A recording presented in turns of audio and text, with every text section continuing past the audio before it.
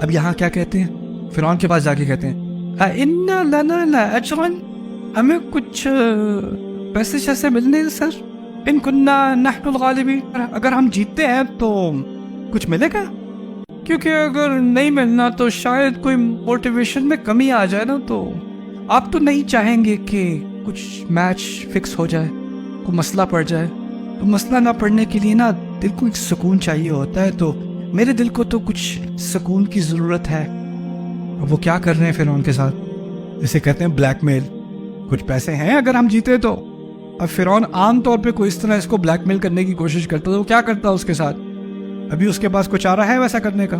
نہ، پھنس گیا، کہتا ہے نعم، ہاں ہیں، لیکن اور بھی کچھ کہہ دیا، اور اگر تم لوگ جیتتے ہو تو تمہیں میں قریب لانے والوں میں سے بناؤں گا، یعنی میں تمہیں بنا دوں گا منسٹر آف شرک، تمہیں بنا دوں گا گورنر آف کفر، تمہیں بنا دوں گا، تمہیں میں پوزیشنز دے دوں گا، حکومتی مقام بھی دوں گا۔ یہ کیوں کہا اس نے؟